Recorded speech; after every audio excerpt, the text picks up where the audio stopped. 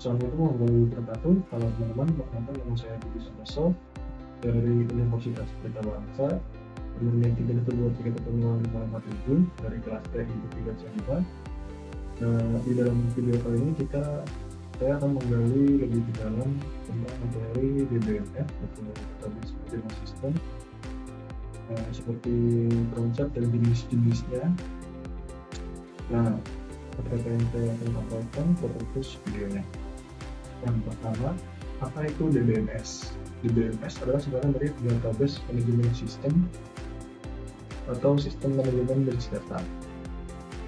DBMS ini adalah perangkat lunak yang digunakan untuk mengelola, menyimpan, mengatur, dan mengakses data dalam sebuah basis data.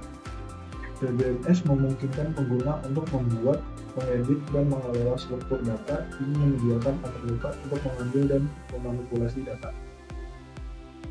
Jadi DBMS itu adalah sebuah perangkat lunak, biasanya digunakan untuk mengelola, mengatur, terus mengakses data juga dari sebuah basis data atau database. Jadi semua orang atau pengguna itu bisa membuat atau mengedit dan mengelola struktur data, menjadikan atribut untuk mengambil dan memanipulasi data. Lalu yang kedua, yaitu apa yang dimaksud dengan redundansi data. Redundansi data adalah upaya untuk menduplikasi data di beberapa lokasi untuk meningkatkan ketersediaan dan ketahanan sistem. Namun harus dikelola dengan hati-hati untuk menghindari masalah inkonsistensi data. Ini juga untuk menjelaskan yang dimaksud dengan identitas. Identitas dalam konteks basis data mengacu pada objek yang memiliki makna di dalam suatu loop dan memiliki makna dalam suatu domain tertentu dan dapat diidentifikasi secara unik.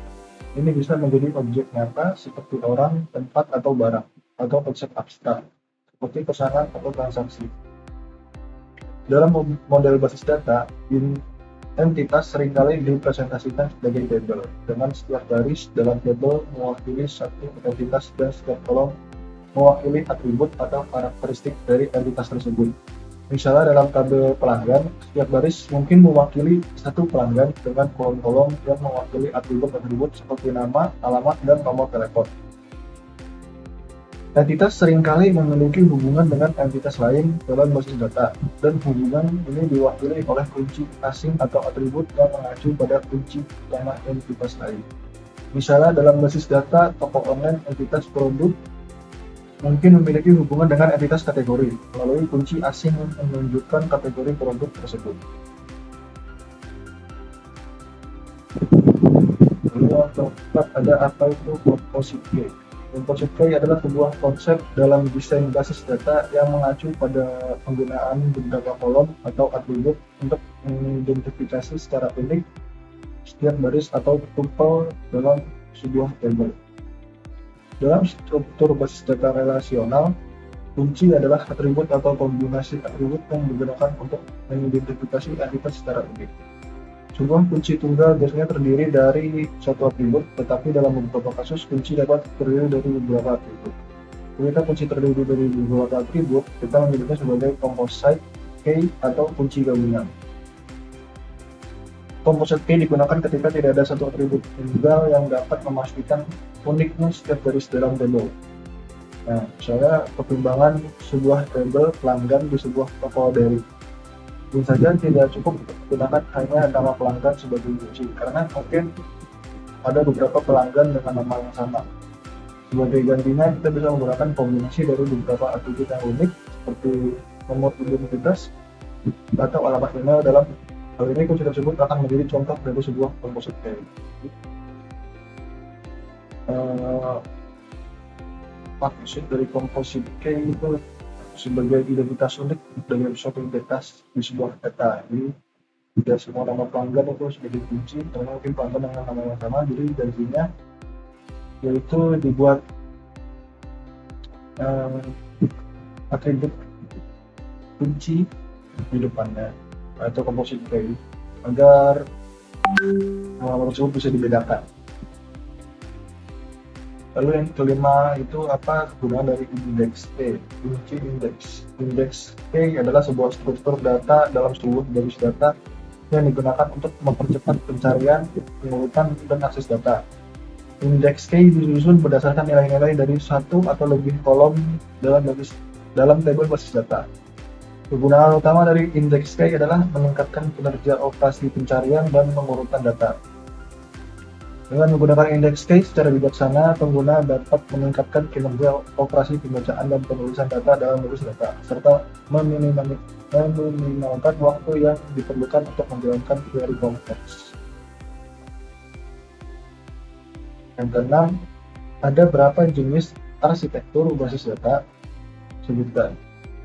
Biasanya jenis arsitektur basis data yang digunakan itu mengingat yang pertama diantaranya yaitu arsitektur basis data terpusat atau centralized database architecture, yaitu seluruh data tersimpan dan dikelola di satu lokasi terpusat.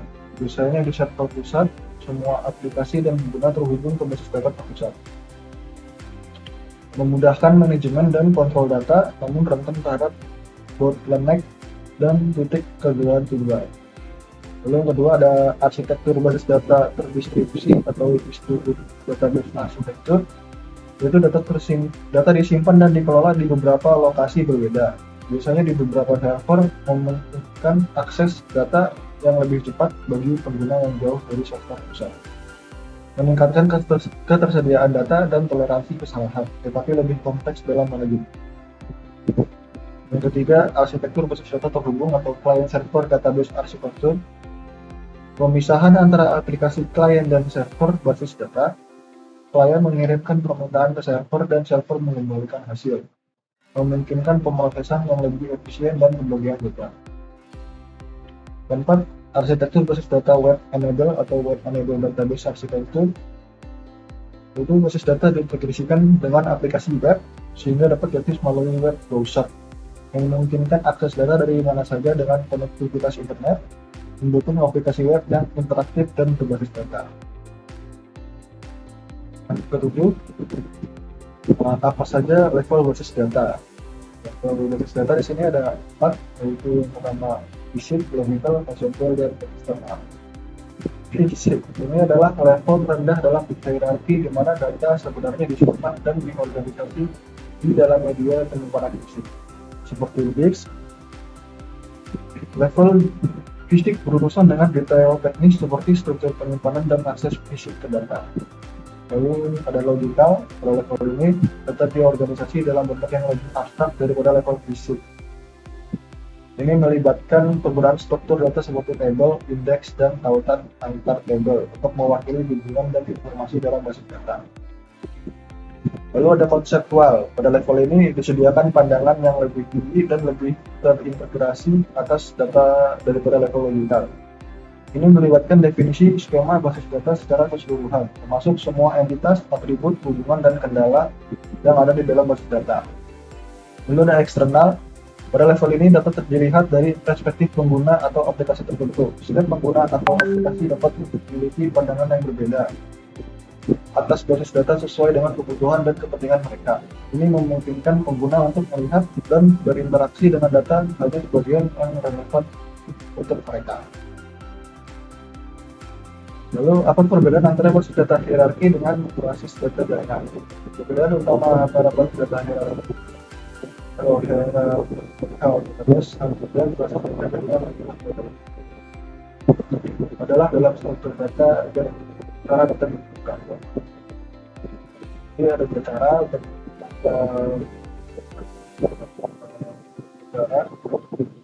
membedakan antara basis data hierarki dengan basis data network database. Yang pertama itu berdasarkan struktur data. Basis data hierarki ini struktur data pokok dengan satu entitas bentuk parent dan satu atau lebih entitas anak atau child. Lalu kalau basis data jaringan memiliki struktur data bentuk jaringan dengan entitas yang saling berhubungan satu sama lain. Lalu yang kedua, akan membuat antar entitas. Basis data hierarki hubungan antar entitas bersifat one to many. mana setiap entitas akan hanya memiliki satu entitas seperti itu. Itu ada basis data jaringan, hubungan antar entitas dapat bersifat one-to-many atau many superlative.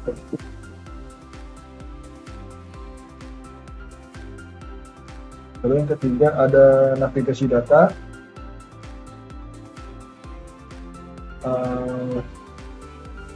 Basis data hierarki dapat disebut. Kalau basis data hierarki, navigasi data mengikuti struktur pohon di mana pengguna harus mengikuti jalur lingkup anak untuk mencapai data.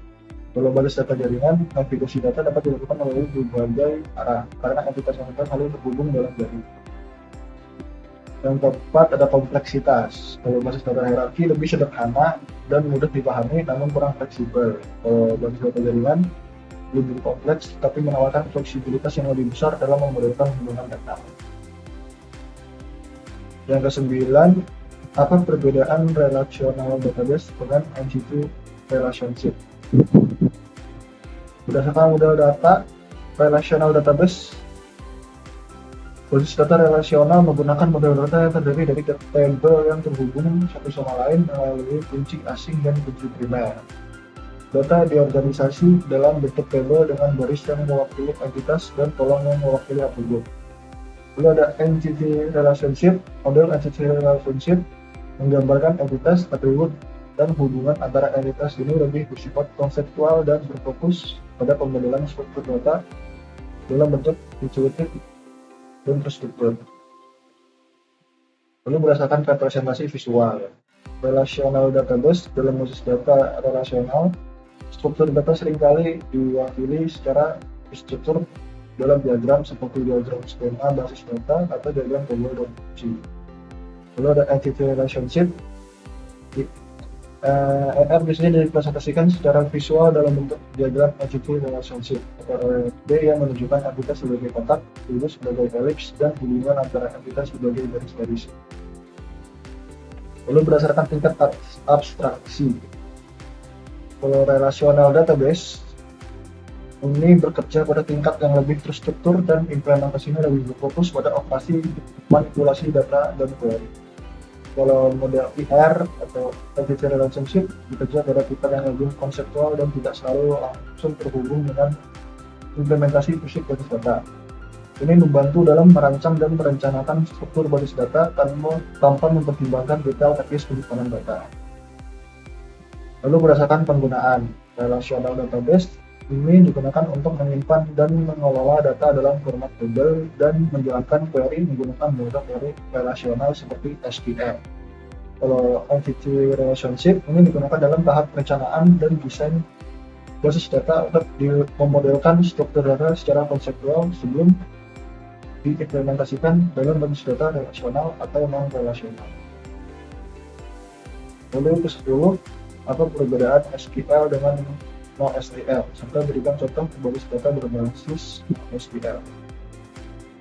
Berdasarkan model data, SQL itu menggunakan model data relasional yang terdiri dari tabel yang terhubung satu sama lain melalui kunci asing dan kunci primer. Data diorganisasi dalam bentuk tabel dengan baris yang mewakili entitas dan kolom yang mewakili atribut.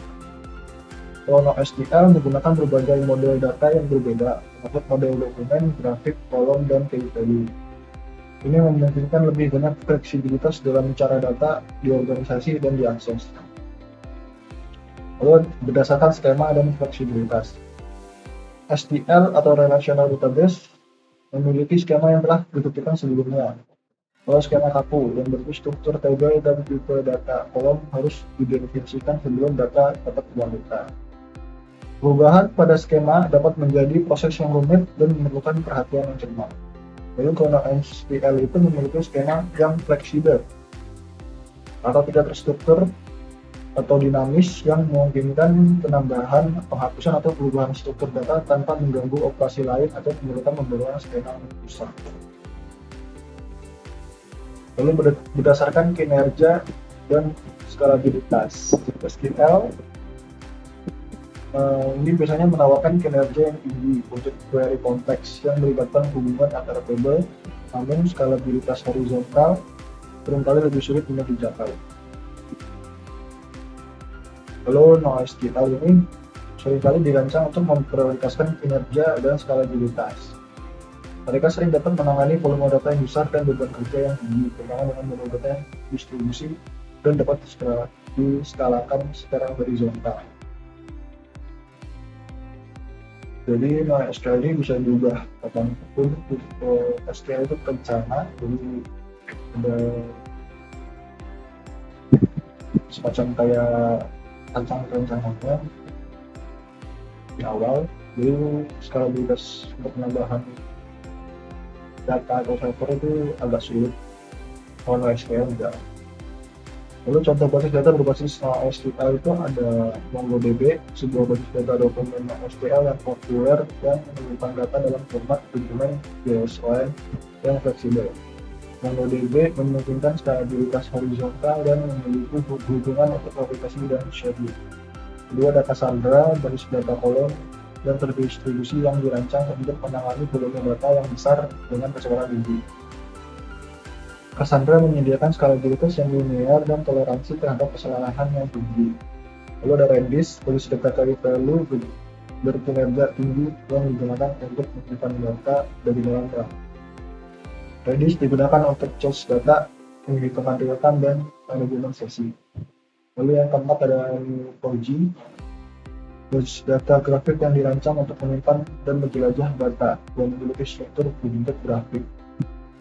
Neo4j memungkinkan pemodelan hubungan yang kompleks dan query grafik yang efisien. Terima kasih teman-teman yang sudah mendengarkan beberapa materi dari saya, dari tugas yang dikasih oleh Bung. Sekian dari presentasi saya. Wassalamualaikum warahmatullahi wabarakatuh.